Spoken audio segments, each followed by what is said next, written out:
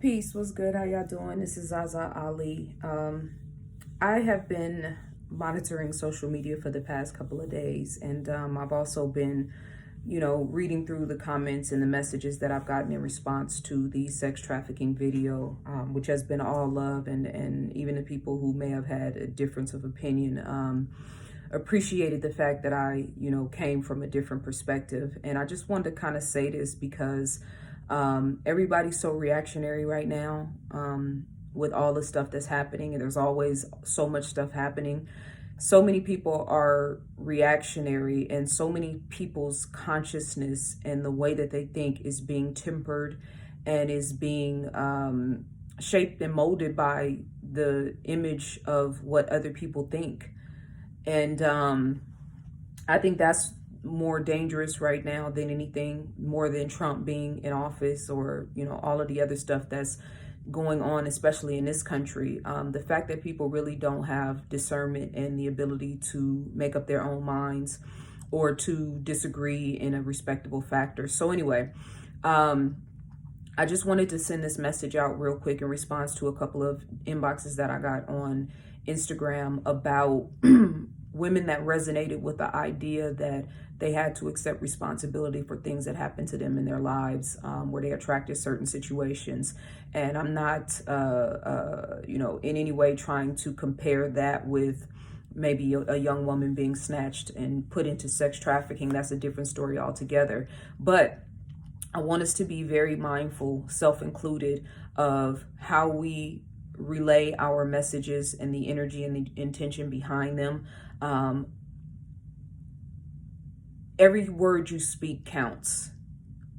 Every thought you think counts. And how you're feeling at any given moment, your mood, your vibe, so to speak. I think that because we don't really understand the depths of, being energetic beings, being electromagnetic beings, we don't really understand the depth of what it is that we create in our realities based on the way that we talk, and based on the way that we think, and based on the way that we speak, and based on the way that we are feeling. So when I say that the solution and the problem have different frequencies, the same way love and fear have different frequencies, the same way that joy and gratitude is a different frequency than pain and sorrow. So my question for you is, when it comes to the type of language that you use, when it comes to the way that you write, the way that you express yourself, and what you exude in the world, do you resonate on a frequency of consciously and deliberately creating your reality, or are you creating your reality by default? Because all of us are doing one or the other. Most people go to work a 9 to 5, make enough money to get by, do the things that they have to do to take care of their families, and, appreciate the fact that they have Saturday and Sunday off to go to the cleaners and to get a haircut and to wash clothes and to watch football on Sunday. If that is your idea of a satisfying and invigorating life, then by all means, I support you 100% in that. If you are one of those people that feels stuck and that feels lost, and you are living that type of life, and you know that you are worthy of, or you deserve more, or that there's more to this life, then you have to start asking yourself and monitoring on a daily basis, from the time you wake up in the morning to the afternoon when you eat lunch or when you take your break, to the late afternoon when you get off of work and maybe drive in traffic or pick your children up from school, to the evenings, whether you go to night school or whether you go home and cook dinner or whether you just sit at home and watch TV. How much time do you actually put energetically, mentally, emotionally, and spiritually, and how much focus do you put into actually creating the world that you desire? I'm not just talking about the physical aspect of creating things, meaning, oh, I want to start a business. Okay, well, let me go down and apply for my business license and, go and get an office space, or those are the physical aspects of that. And a lot of times, we may not yet be ready to take those steps, but that does not mean that you cannot be actively involved in consciously creating your reality. We live in a mental world. I know, because it's physical, we're looking at physical things all around us. We don't understand the depth and the importance of the spiritual realm and the unseen. There's nothing holding the sun up in the sky. There's nothing holding the moon up in the sky. There's nothing holding this planet up in the universe. It is being held up and it is being maintained by a mental energy, by consciousness, and by various frequencies. So when I say the solution has a problem and the solution has a frequency and the problem has a frequency, your question for yourself is, how much do I talk about my problems? Because the more I talk about my problems, the more I am empowering my problems, the more that I am magnifying my problems, and I'm sending off signals. Every time I talk about that man who did me wrong, every time I talk about how much I hate my job, every time I talk about the problems in society, how much I hate Donald Trump, every time I talk about racism, white supremacy, and how it's keeping me down, every time I talk about and focus on how there are no good men out here, every time I talk about and focus on all the women are surface and materialistic, there are no good women out here, every time, and when I say I'm talking about us. Every time we focus on the things that we don't want in our realities, we are magnifying the frequency of the things that we do not want, and it is increasing the likelihood that those things are going to continue to come into your life. Now, you might think that sounds crazy or that's far-fetched, but how much time and attention do you actually talk about the life that you want? How much time and attention do you give to the fact that there are good men out here who take care of their families, who are working to, solidify themselves in business, or working to be emotionally stable, or working to take care of their family, or looking out for their friends? How much do you talk about those type of men?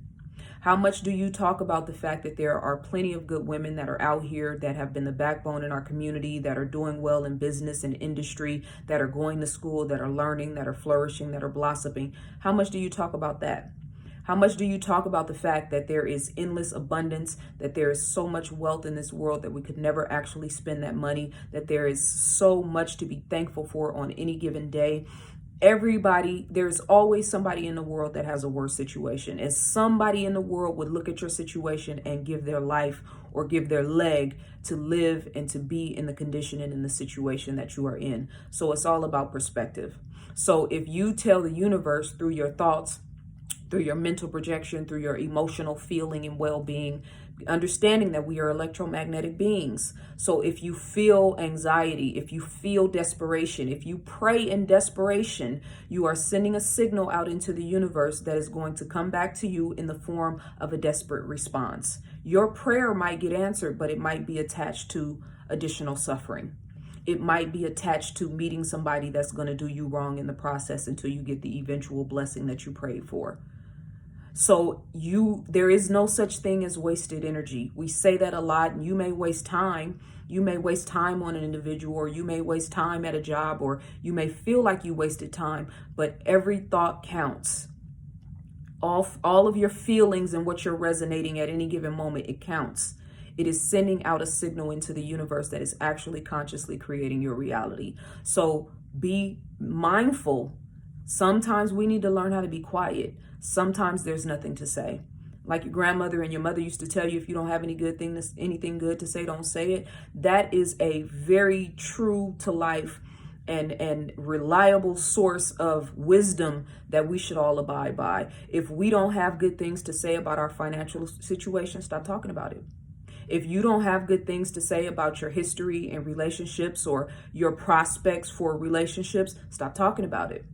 If you don't feel good about your body or your self-esteem or your confidence, you're lacking in certain areas, stop retelling that story. Let's change the narrative. Let's start talking more about the endless possibilities and having higher expectations and feeling confident about where we were 5 years ago and where we are now. Feeling confident about the learning experiences and the growth and development that we've made over the past year.